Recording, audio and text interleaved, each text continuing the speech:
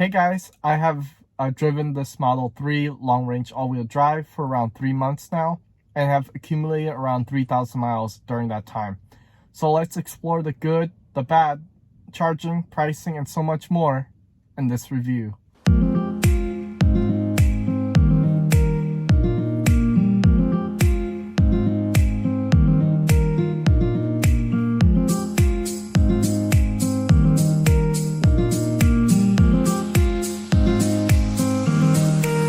So a little bit of an introduction. I ordered the car on July 7th, 2020 with all the defaulted configurations of the Model 3, such as the pearl white paint, the aero wheels, the premium black interior, and basic autopilot.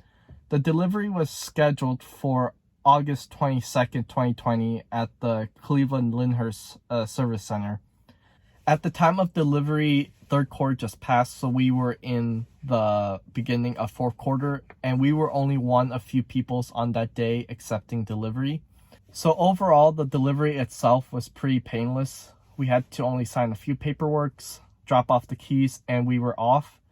The Tesla rep did say that if there was any issues with the car, we can document it and then submit a service request. Now let's talk about pricing and breaking this down step by step. The total cost of the vehicle was $48,290, which included the price of the car itself of $46,990, the destination fee of $1,200, and the reservation fee of $100.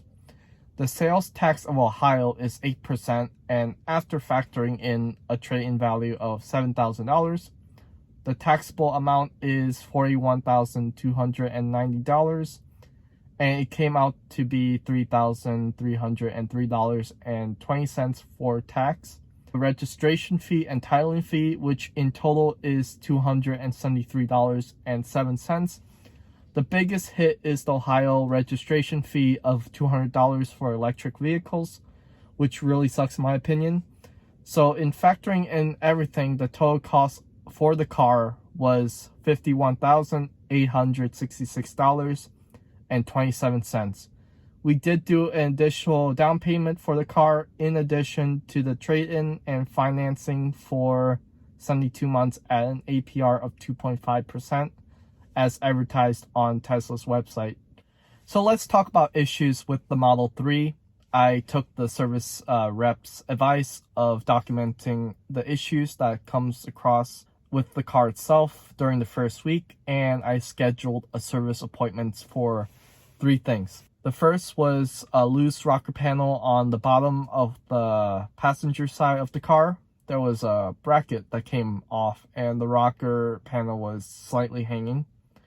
As a result, whenever I went up a driveway with a raised groove, then it would scrape the plastic. That piece was replaced under warranty. The second was with the front bumper, which had an overspray or clustering as noted on the service center issue. And so they ordered a new front bumper and had a mobile ranger installed it in my garage. The third issue was that the rear bumper was not properly attached. The mobile ranger took a look at it while he was installing the front bumper and advised me to take it to the service center due to a bracket issue. All of these repairs were under warranty, but it took a lot of going back and forth to get everything fixed. Fast forward to September, I started to notice a rattling coming from the driver's side speaker whenever I was driving. So I arranged for mobile service again, and it was a quick 10-minute appointment where the tech would foam and add additional padding to that section. Overall, the service center and the mobile ranger did a fantastic job with all the repairs, and they were very professional as well. This is compared to all the horror stories that I hear online. Maybe I was the lucky one, but overall, it was a fantastic experience. Let's now dive into the realm of charging and costs of charging itself. So I have a NEMA 1430 outlet installed in my garage, and this provides me with around 22 miles of range per hour, or 6 kilowatts per hour if you're into the energy matrix.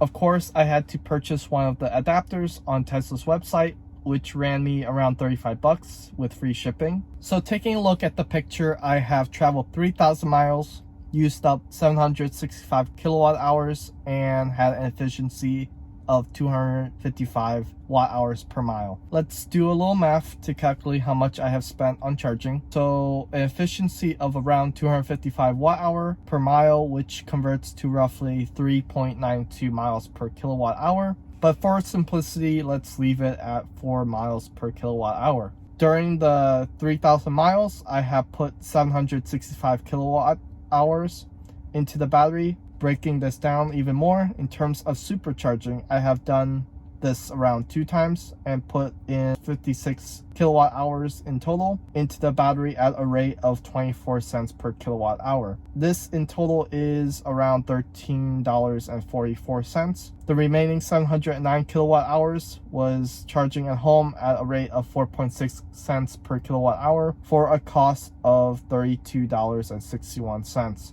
In total, both at home and supercharging, I have only spent $46.05 in charging. In comparison, my Honda Civic that gets a combined MPG of 35 miles per gallon and at an average gas price in Ohio at $2 per gallon, driving it around 3,000 miles would run me about $171.43. Compared to the Tesla, this is a $125.36 savings.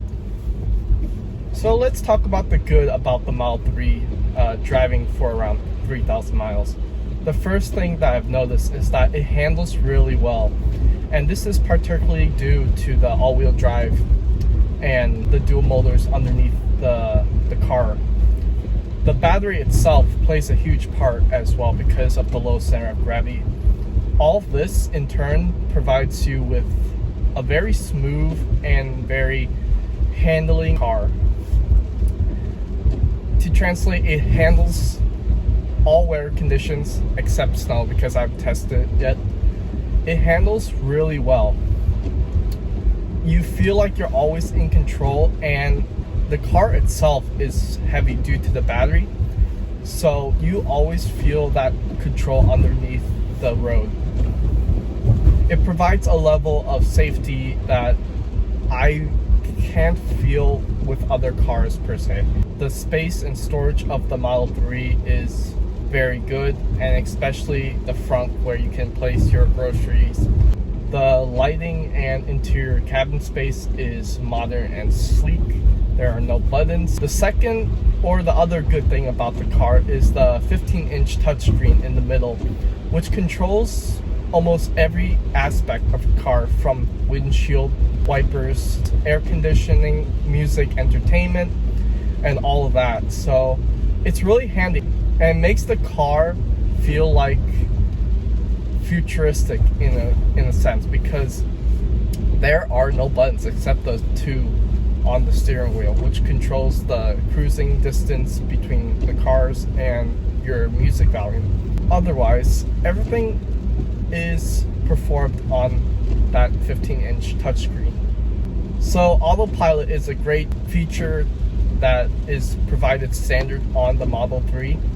So what it does is it keeps center with that lane that you're in, especially on the highway, and maintains the speed that you set. So let's just say if you set it at 70 miles per hour, it will go up to the maximum speed limit. You can set the pacing that it would follow behind the car in front of you. So if you want it to be 1 car length, 2 car lengths, or 3 car lengths, then you can specify it with the right hand scroll wheel. It will brake completely if you're in the traffic jam, or if the car in front of you slows down, then it will maintain that speed. Another great thing about autopilot is it prevents driving fatigue.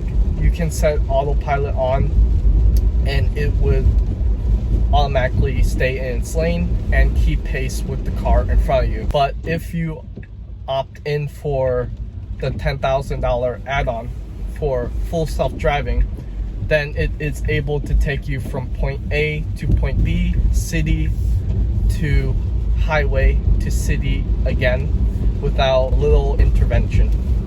Alright, if you guys like any part of this video, please consider liking and subscribing to this channel for more contents. If you have any questions or comments or ways I can improve future videos, please consider commenting below. And I'll see you guys in the next video. Peace.